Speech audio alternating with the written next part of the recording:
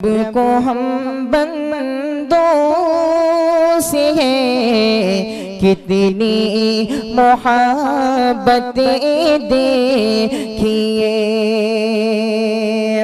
اپنی غفلت دیکھیے، اس کی عنایتیں دیکھیے۔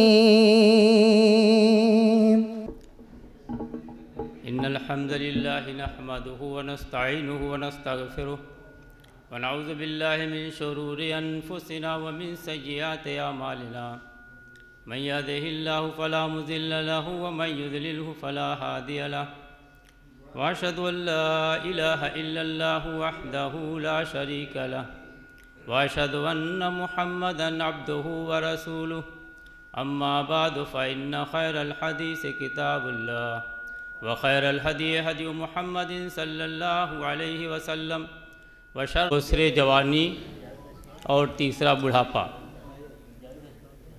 انسان کا بچپنا کھیل کود، لہو و لعب، سونے اور تربیت کے اندر گزر جاتا ہے۔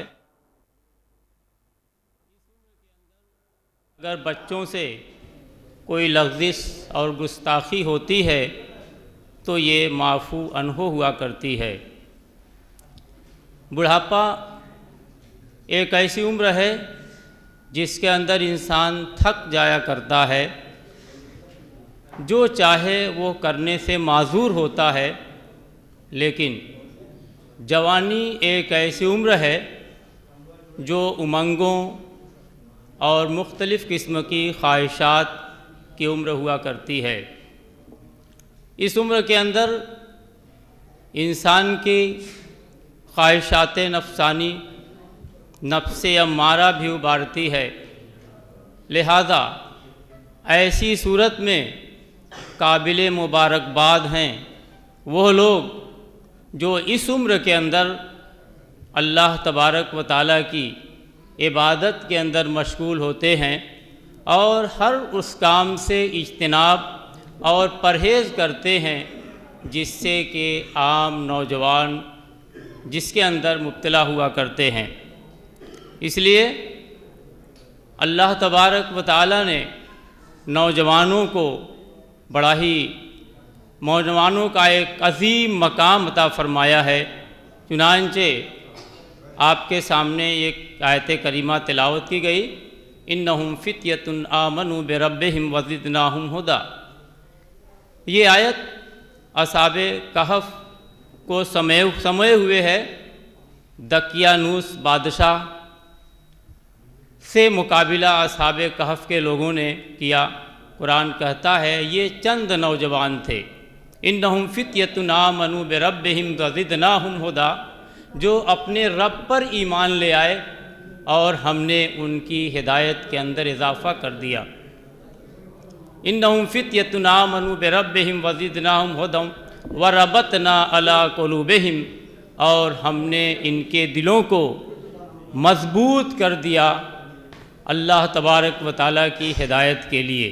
چنانچہ ان لوگوں نے زبردست بادشاہ سے مقابلہ کیا اور اپنی توحید کا اعلان کر دیا۔ یہ واقعہ بڑا طویل ہے، میں اس کی طرف جانا نہیں چاہتا۔ اصل دکھانا یہ ہے کہ معاشرے کے نوجوان ایک ایسے افراد ہوا کرتے ہیں جو چاہیں کر سکتے ہیں، اور وہ ملت کے ہونہار ہوا کرتے ہیں۔ اگر ان کے ذریعے سے اسلامی معاشرہ نہایت ہی ایک عروج پر ہوا کرتا ہے اگر انہوں نے جد و جہد سے کام لیا اور محنت سے کام لیا۔ برادران ملت، اللہ تبارک و تعالی، اللہ کے پیارے حبیب جناب محمد الرسول اللہ صلی اللہ علیہ وسلم نے ارشاد فرمایا کہ لا تزول قدم ابن آدم حتی یسأل عن خمس، عن عمرہ فیما ابلاہ وعن شبابہ فیما افنیٰ، کہ انسان کے قدم ٹس سے مس نہیں ہو سکتے یہاں تک کہ اس سے 5 چیزوں کے بارے میں سوال کر لیا جائے۔ عن عمرہ فیما افنیٰ، اس سے عمر کے بارے میں کہ اس نے اپنی عمر کو کہاں کھپایا۔ عمر کے اندر اس کی جوانی، بڑھاپا اور ساری چیزیں آ جاتی ہیں، لیکن اللہ کے پیارے حبیب جناب محمد رسول اللہ صلی اللہ علیہ وسلم نے جوانی کا الگ سے ذکر فرمایا۔ وَعَنْ شَبَابِهِ فِي مَا أَبْلَاهُ، اس کی جوانی کے بارے میں سوال کیا جائے گا کہ اس نے اپنی جوانی کو کہاں کھپایا۔ اللہ رب العزت کی عبادت کے اندر کھپایا، اللہ کی رضامندی میں کھپایا، یا معاشی کے اندر کھپایا۔ اللہ رب العالمین ان نوجوانوں سے سوال کرے گا اور پوچھے گا۔ چنانچہ اللہ کے نبی صلی اللہ علیہ وسلم فرماتے ہیں، اغتنم خمسا قبل خمس شبابک قبل حرمک، 5 چیزوں سے پہلے 5 چیزوں کو غنیمت سمجھو، اپنی جوانی کو اپنے بڑھاپے سے پہلے غنیمت سمجھو۔ اللہ تبارک و تعالیٰ نے جوانی دے رکھی ہے، ہمارے قوا مضبوط ہیں، ہم طاقتور ہیں، مضبوط ہیں، جیسے چاہیں اللہ تبارک و تعالیٰ کی عبادت کر سکتے ہیں، ملت کے کاموں کو جیسے چاہیں ہمت افزائی کے ساتھ کر سکتے ہیں، جتنا لمبا چاہیں قیام کر سکتے ہیں، جتنی چاہیں نمازیں پڑھ سکتے ہیں۔ صحابہ کرام رضوان اللہ تعالیٰ علیہم اجمعین کے ساتھ اللہ کے پیارے حبیب جناب محمد رسول اللہ صلی اللہ علیہ وسلم کے ساتھ یہی نوجوان تھے جنہوں نے آپ کا ساتھ دیا اور آپ کی ہمت افزائی فرمائی۔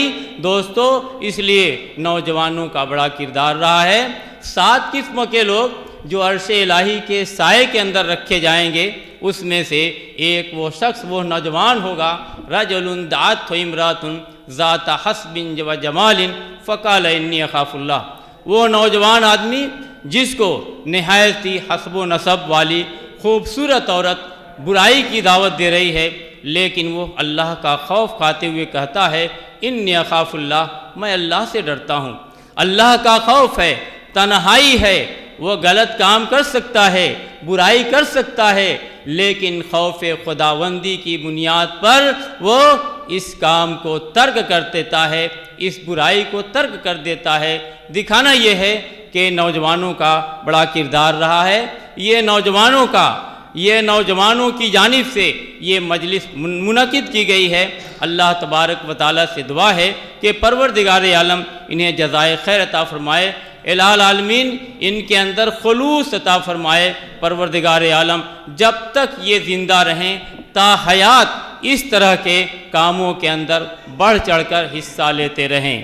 برادران ملت، اس پروگرام کے صدارت کر رہے ہیں فضیلت الشیخ جناب مولانا رفیق احمد صاحب سلفی حفظہ اللہ، امیر ضلعی جمعیت اہل حدیث۔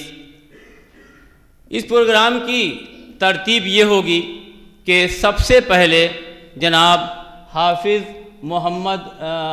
حسان اجمل صاحب کے ذریعے اس کی قرات کے ذریعے سے اس کا آغاز کیا جائے گا۔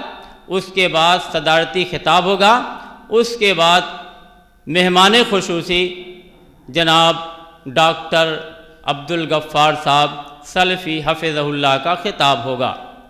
میں اب صدر محترم سے اجلاس کی افتتاح کی اجازت چاہوں گا۔ صدر محترم کی اجازت سے میں دعوت دیتا ہوں فضیلت الشیخ جناب حافظ حسان اجمل صاحب کہ وہ آئیں اور تلاوت کلام پاک کے ذریعے سے اس مجلس کا آغاز کریں۔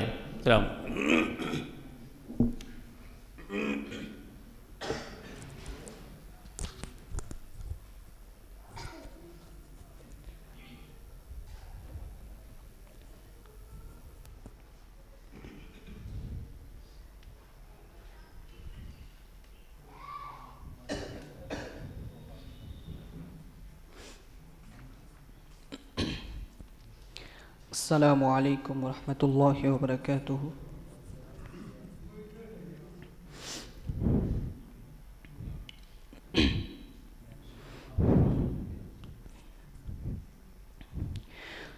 اعوذ باللہ من الشیطان الرجیم،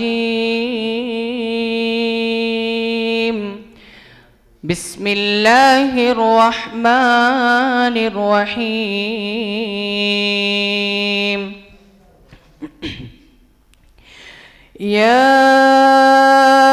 अय्युहल इंसानु मा गर्रक बिरब्बिकल करीम अल्लज़ी खलक़क फसव्वाक फअदलक फ़ी अय्यि सूरतिन मा शाअ रक्कबक कल्ला बल तुकद्दिबून बिद्दीन व इन्न अलैकुम लहाफ़िज़ीन किरामन कातिबीन यअलमून मा तफ़अलून इन्नल अबरार लफ़ी नईम व इन्नल फुज्जार लफ़ी जहीम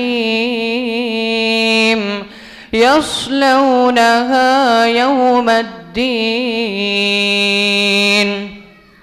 वमा हुम अन्हा बिगाइबीन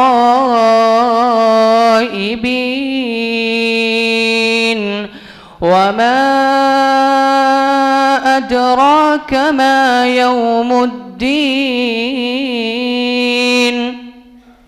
ثم ما أدراك ما يوم الدين يوم لا تملك نفس لنفس شيئا والأمر يومئذ لله السلام عليكم